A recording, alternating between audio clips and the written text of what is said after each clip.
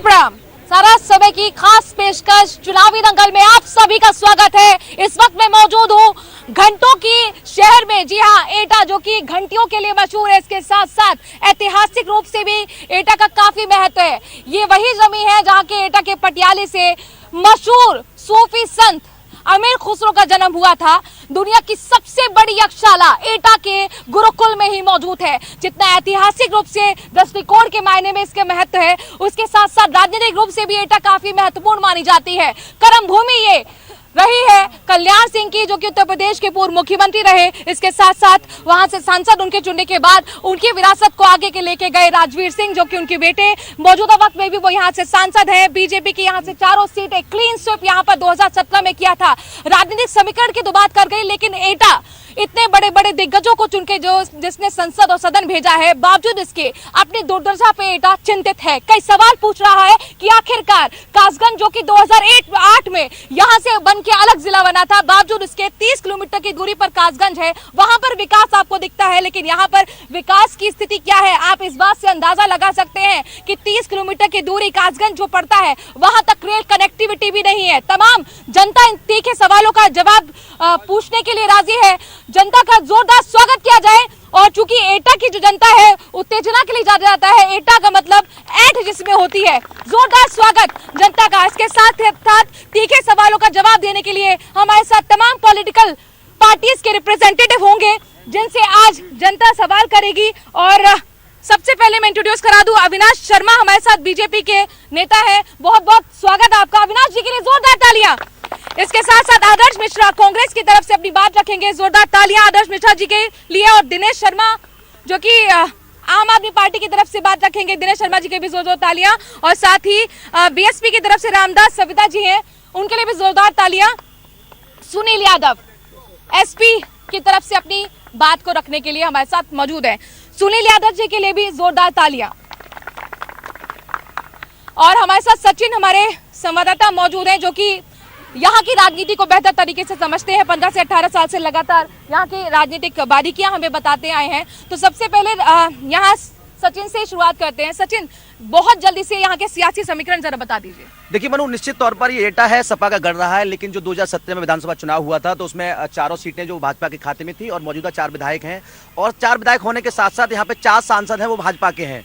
एक राज्यसभा सांसद है जिसमें हरनाथ सिंह यादव है। और एटा है वो घंटा घुंघरू के लिए जाना जाता है। यहाँ पीतल का उद्योग होता है, जो दूसरी विधानसभा जनरेशन लगती है वहाँ से ये सब घंटा घुंघरू का उत्पादन होता है। तो निश्चित तौर पर और ये जनता जनार्दन है, यहाँ के विकास के बारे में ये अब जब तमाम प्रतिनिधि आपके साथ होंगे, हमारे साथ होंगे और जनता होंगे, वो सवाल करेंगे और जवाब ये प्रतिनिधि देंगे, तो निश्चित तौर पर मालूम पड़ेगा कि एटा को क्या मिला है। अब तक ये खासियत रही है, एटा सपा गढ़ माना जाता रहा है, लेकिन अब चुनौती इसलिए है भाजपा की, चूंकि 5 साल सरकार दोबारा आने के बाद अब ये चारों सीटें हैं, क्या बचा पाएगी या फिर बदलाव होगा, ये सबसे अहम बात है। बदलाव होगा कि नहीं, ये तो जनता तय करेगी। और जनता हमारे साथ है उनके तीखे सवालों का जवाब देने के लिए। तमाम पॉलिटिकल पार्टी के रिप्रेजेंटेटिव हमारे साथ हैं। अविनाश जी, चूंकि सवाल आपसे पहला मेरा, इसलिए 4 सीटें आप ही के खाते में गई हैं, तो जाहिर तौर पर विकास की जिम्मेदारी भी आप भी है। लेकिन इस वक्त जो सबसे ज्यादा मुद्दा ज्वलंत है, उसी को लेकर मैं आपके पास आना चाहूंगी। लॉ एंड ऑर्डर को लेकर आप दावा करते हैं कि बेहतरीन स्थिति हो गई उत्तर प्रदेश के अंदर। लखीमपुर खीरी क्या उत्तर प्रदेश के अंदर आता है? आता है।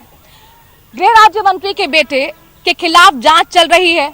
एसआईटी जो कि यूपी सरकार ने ही गठित की थी, आप ही की सरकार की एसआईटी की तरफ से खुलासा किया गया है कि अजय मिश्रा के बेटे आशीष मिश्रा टैनी ने वेल प्लानिंग के साथ क्राइम किया है। आपको लगता है कि गृह राज्य मंत्री के तौर पर अजय मिश्रा को अपनी गद्दी पर, अपनी कुर्सी पर विराजमान रहने का हक है?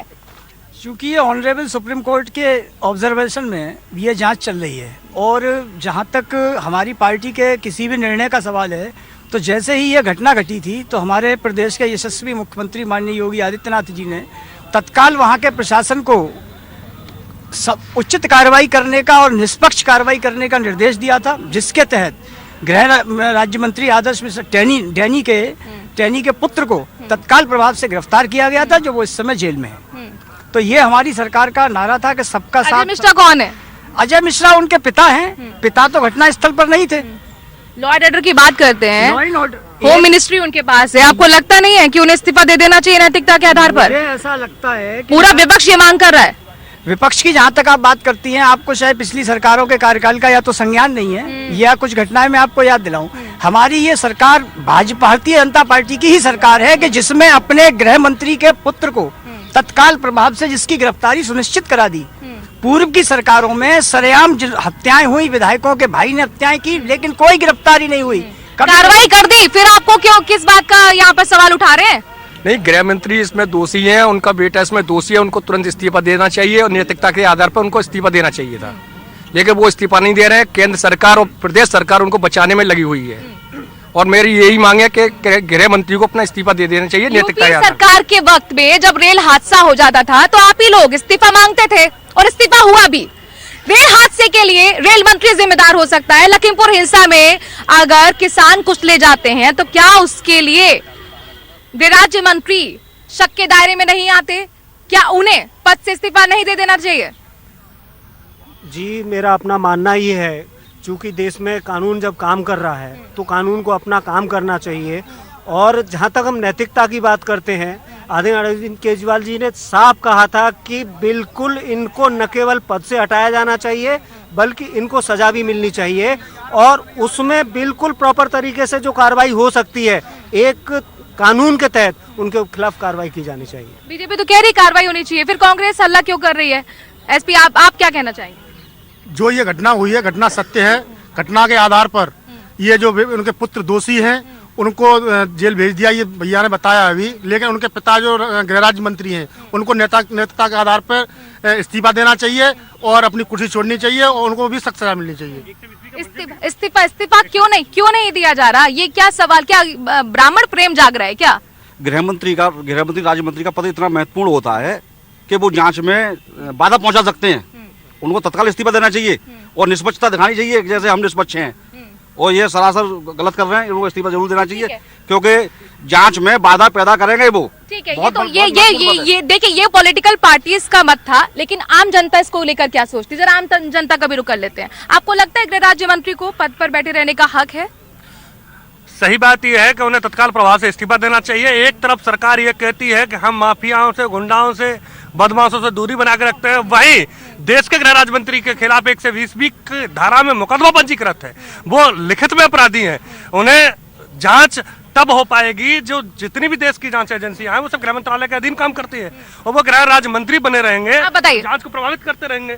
जैसा कि अभी भाई ने बताया, तो इसके आधार पे तो गृह मंत्री को, जो राज्य गृह मंत्री हैं, उनको इस्तीफा देना चाहिए क्योंकि किसानों के ऊपर ये इस तरह से किसी के ऊपर गाड़ी चढ़ाना और किसानों की हत्या करना, ये सबसे बड़ी मतलब मैं देखता हूं कि इस सरकार में कहीं अजय मिश्रा का कुर्सी प्रेम लेना डूबे बीजेपी के लिए? नहीं, ऐसा नहीं है, चूंकि ये आरोप बिल्कुल मिथ्या है।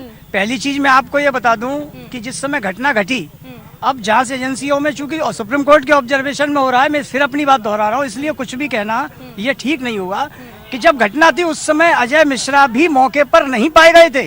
केवल तथ्यों के आधार पर जो कुछ तथ्य मैनिपुलेटेड तथ्य हैं जो प्रस्तुत किए गए। सर कैसी बात कर रहे हैं आप? अपनी एसआईटी की रिपोर्ट पर ही सवाल उठा रहे हैं।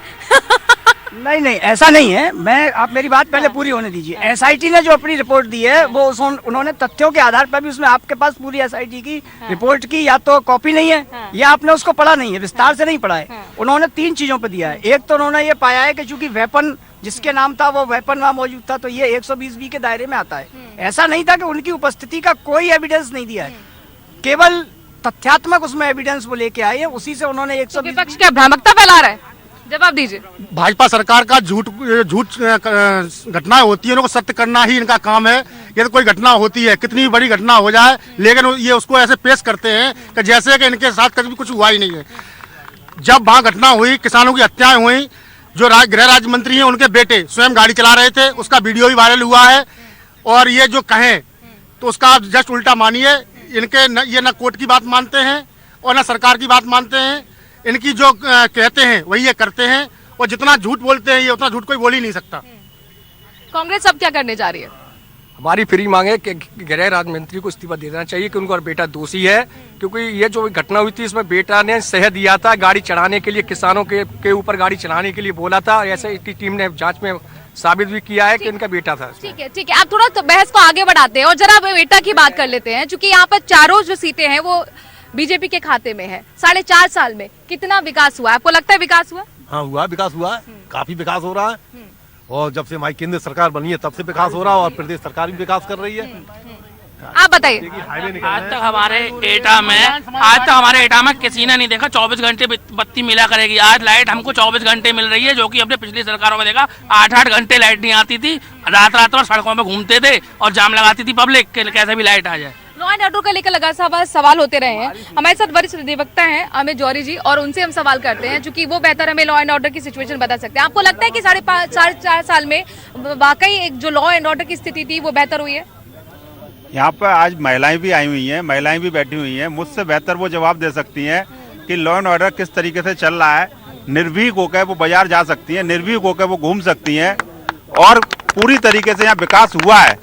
यहाँ पे जो है हॉस्पिटल का, मेडिकल कॉलेज का निर्माण हो रहा है, रेलवे लाइन का विकास हो रहा है और ये महिलाएं बैठी हुई, उन महिलाओं से आप सवाल पूछ सकती हैं कि क्या लॉ एंड ऑर्डर रहा है। जाऊंगी, लेकिन उससे पहले सुनील यादव जी, जनता कह रही है विकास हुआ है।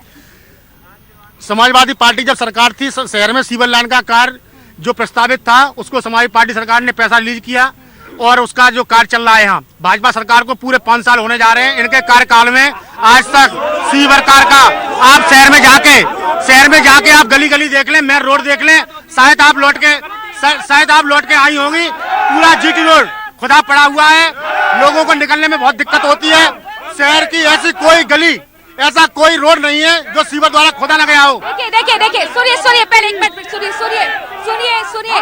देखिए, आप लोगों को समर्थन देना है। चुनाव बेहद नजदीक है, ईवीएम में जाके बटन दबाइए, असहमत हैं तो भी बटन दबाइए। यहाँ शोरगुल करने से कुछ नहीं होने वाला है। एटा की जनता जागरूक है पॉलिटिकली, इसीलिए मैं उम्मीद करूंगी कि बहुत अच्छे से अपने जवाब देगी बजाय शोर के। ठीक है, आप अपनी बात रखिए। यहाँ पर तमाम बीएसपी की तरफ से कहा गया, ये एसपी की तरफ से कहा गया कि हमने विकास किया, बीजेपी ने विकास नहीं किया। मैडम, इस एटा का एक एक बच्चा जानता है कि भारतीय जनता पार्टी की सरकार में कितना विकास हुआ है। यहाँ पर मेडिकल कॉलेज, हमारे यहाँ इतने युवा बैठे हैं, यहाँ के बच्चे अलीगढ़, आगरा और बाहर पढ़ने जाते थे, लेकिन एकमात्र मेडिकल कॉलेज जो एटा के लिए एक आदर्श बना है, हम लोगों के लिए एक आशा का केंद्र है। अपने बच्चों को बधाई के पात्र हैं, मेडिकल कॉलेज बना है, लेकिन क्या मेडिकल कॉलेज में सुविधाएं हैं? ये जरा हम जान लेते हैं। आप बताइए, मेडिकल कॉलेज में ट्रीटमेंट मिल रहा है? मैडम, कोई सुविधाएं नहीं है कहीं भी। आप मान लीजिए बिल्कुल एक भी सुविधा नहीं है। एक सुविधा हुई थी, एक मिनट, एक ढांचा तैयार हुआ है, उसमें नाम पे धोखा है। अभी केवल ढांचा तैयार हुआ है जिसका मुख्यमंत्री जी और प्रधानमंत्री जी ने उसका उद्घाटन कर दिया। उसमें कोई सुविधाएं नहीं है, अभी तक नहीं कोई बेड है, नहीं कोई डॉक्टर्स हैं। और ये भी जो मेडिकल कॉलेज है, ये अखिलेश यादव समाजवादी पार्टी की योजना है। देखिए, ऐसा है, अभी मेडिकल कॉलेज की बात हुई, आप उसकी डेट निकाल लीजिए। ये अखिलेश सरकार में रूपरेखा पूरी तैयार की गई और सिर्फ जब बीजेपी सरकार को ये पूरी तैयार ढांचा मिला, उनने अपना नाम कमा लिया। जितने भी शिलान्यास हुए सिर्फ समाजवादी सरकार के कामों के किए गए हैं, कोई विकास नहीं हुआ। मेडिकल कॉलेज को लेकर कहा जा रहा है, मेडिकल कॉलेज को लेकर जनता की तरफ से सवाल आया है। ढांचा तैयार है, ट्रीटमेंट नहीं मिल रहा है, इक्विपमेंट नहीं है वहाँ पर। जनता की तरफ से ऐसा कोई सवाल नहीं है। ये जो कुछ राजनीतिक लोग यहाँ हैं, ये उनके द्वारा दागा हुआ प्रश्न है। जब आप अभी जाकर के आप जब जाकर के देखेंगी कि अभी मेडिकल कॉलेज का जो उद्घाटन हुआ है, उसके तत्काल बाद से सारी सुविधाएं उसमें समय से उपलब्ध हो रही हैं। ऑक्सीजन प्लांट का वहाँ पर स्थापना की जा चुकी है। तो ये कहना गलत है कि मेडिकल कॉलेज सुचारू रूप से कार्य। और जनता उससे सवाल करते हैं। हाँ, बोलिए। शिक्षा, सुरक्षा, स्वास्थ्य, आपने नब्ज सबसे पहले जो टटोली थी, एटा में 70 वर्षों में एकमात्र जनपद है पूरे देश में और इस प्रदेश में जहां आज तक कोई रेल कनेक्टिविटी नहीं है। दूसरा, मैं आपको बता दूं, ये सारे लोग जितना मेडिकल कॉलेज के बारे में बात कर रहे हैं, 3 माह में ऑक्सीजन प्लांट ठप, मेडिकल कॉलेज में वेंटिलेटर चलाने के लिए ऑपरेटर नहीं, दवाओं का टोटा। आप सुनते जाइए। मेडिकल कॉलेज में ट्रू नेट मशीन खराब, सुनती जाइए। मेडिकल कॉलेज में प्राचार्य के न होने से अटक रहे कार्य। मेडिकल कॉलेज वो सफेद हाथी है जिस पर सवारी करके सत्तारूढ़ दल अपनी सारी की सारी सफलताओं को छुपाना चाहता है। वहां ना इलाज है। ठीक है, आप बताइए, किससे सवाल है आपका? मेरा भाजपा से सवाल है कि इन्होंने ये कहते कुछ और करते कुछ है। ये तो पूरी सड़कें एटा की हर गली खुद ही डली हुई है। इस टाइम निकलने के लिए गड्ढे हो रहे हैं, जिस टाइम हर एक इंसान मोटरसाइकिल फिसल जाती है। कोई विकास का कोई मतलब नहीं। हॉस्पिटल है, डॉक्टर नहीं है। हॉस्पिटल तो है, सड़कें हैं लेकिन गड्ढे हैं, हॉस्पिटल है लेकिन डॉक्टर नहीं है। एक बार फिर आपसे ही जवाब। मैं अपनी कांग्रेस की महिला मित्र को ये बताना चाहता हूँ कि ये जो सीवर लाइन की जो 311 करोड़ की महत्वपूर्ण योजना है, जब सीवर लाइन डाली जाएगी तो सड़कों का खुदना आवश्यक होगा। और जहाँ जहाँ सीवर लाइन पड़ती जा रही है, सड़कें सिविल लाइन की जो आप बात कर रहे हैं ना, 4 साल हो गए सर सिविल लाइन पड़ रही है, अब तक नहीं पड़ पाई है। लोग तो ये बोल रहे थे रास्ते में हम खुद ट्रैफिक में फंस कर आए हैं, इसलिए लेट भी हो गए कि ये 4 साल और लग जाएंगे तो भी नहीं पूरी हो पाएगी। ऐसा है मैडम, मैं सवाल किससे? सवाल मेरा है सरकार से। ये आगरा रोड से शुकाबाद रोड जाने वाला एक बाईपास मात्र है। शहर में भी आग लग जाए, कोई दुर्घटना घट जाए तो वो एक रास्ता है जो बाईपास निकालता है। 5 साल हो गई, उस पे आप निकल के जाके देखना, इतने गड्ढे हैं। क्यों नहीं हो रहा है ये काम? देखिए, जिस बाईपास की ये बात कर रहे हैं, भारतीय जनता पार्टी का इस जनपद में ही नहीं पूरे प्रदेश में विकास की लहर इस समय दौड़ी हुई है। आप देख रहे हैं कि पूरे प्रदेश के अंदर, हर जनपद के अंदर मेडिकल स्थापित किया है। अगर इतना विकास है, एक मिनट, अगर इतना विकास है तो आपको ये जानकारी होगी, जंतर मंतर पर आप ही के एटा से समाज सेवी बैठे हुए हैं, धरना दे रहे हैं कि रेल कनेक्टिविटी हो। आपने दबाव बनाया, 4.5 साल बीत गए। नहीं, ऐसा नहीं है। ये जो लोग बैठे हुए हैं जिनके विषय में, वो एक अपना एक NGO चलाते हैं, तो वो एक अपने NGO के प्रचार प्रसार के लिए बैठे हुए हैं। एटा से रेल पर मैंने मान लिया, चलिए धरना उनका पॉलिटिकल। रेलवे कनेक्टिविटी क्यों नहीं हुई? सवाल है, रेलवे कनेक्टिविटी क्यों नहीं हुई? रेलवे कनेक्टिविटी क्यों नहीं हुई? किसके सर? रेलवे कनेक्टिविटी एटा में नहीं है, कासगंज जो उसके बाद जिला बना, वहाँ पर रेलवे कनेक्टिविटी है। देखिए, यहाँ रोहनलाल चतुर्वेदी जी कांग्रेस से मिनिस्टर थे, रेल उप राज्य मंत्री। उनके पीरियड में उन्होंने अपनी जमीन दान दी, उन्होंने ही रेलवे लाइन एटा तक बिछाई। उसके बाद आज तक रेलवे लाइन वैसी पड़ी हुई है। केंद्र सरकार की कांग्रेस ने योजना बनाई थी, आज ये भाजपा सरकार उसको पूरी नहीं कर पा रही। हमारे एक मिनट सुन लीजिए, हमारे भाजपा सांसद हमारे रेलवे लाइन को आगे बढ़ाने की मिठाई भी खा चुके हैं, लेकिन आज तक विकास नहीं हुआ। मैडम, बीजेपी के विकास का मतलब सुनिए, जय श्री राम है, हिंदुस्तान है, पाकिस्तान है, इसके अतिरिक्त कुछ नहीं। जीडीपी देख लो, -24% है। कोरोना में ये रेल बंद हो गई है यहाँ पे, उसके बाद चालू हो गई थी। ये बीजेपी सरकार में हो गई थी, पैसेंजर ट्रेन हो गई थी, आगरा के लिए हो गई थी। ये झूठ बोल रहे हैं कि उस समय ठीक है, उस समय चली थी, लेकिन अब कोरोना में बंद हो गई। यार मैडम, गाय गोवंश पे भी बात होनी चाहिए, गाय पे बात होनी चाहिए। एटा में गाय, मैडम एक मिनट, गाय की ये दुर्दशा है, गाय गोवंश की, कि भूखे हैं, प्यासे हैं, चोटिल हैं, कोई उपचार करने के लिए तैयार नहीं है, कोई भोजन देने के लिए तैयार नहीं है। मैं धरने तक पे बैठा एटा में, पर आज तक जिला प्रशासन ने सरकार के सहयोगी ने मेरा कोई सहयोग नहीं किया। गोवंश तड़प के भूख से मर रही हैं। अगर उनकी हत्या करने पर सजा है तो जिनकी लापरवाहियों से वो तड़प के मर रहे हैं, उनके लिए क्या सजा है? ठीक है। मेरा सवाल बीजेपी से आज ही साक्षी महाराज का एक बयान आया है, और वो साफ तौर पर ये कह रहे हैं कि हमारा तो ये नारा था, पहले से ही नारा था कि विश्वनाथ रामकृष्ण एक साथ हम लेंगे। क्या मसला है? ये मान लिया जाए कि हिंदुत्व के सहारे ही अब बीजेपी है, क्या आपको अपने विकास पर भरोसा नहीं रहा? नहीं, हमारी सरकार विकास पहला मॉडल है, लेकिन देखिए, आप शोर नहीं कीजिए। हमारी सरकार का पहला जो वो था, वो विकास का ही मॉडल हमारी सरकार का। रही बात जो आप साक्षी जी के बयान की कह रही हैं, आप उस बयान को सही रूप से या तो आपने पढ़ा। हमारे सांसद जी ने जो वक्तव्य दिया है,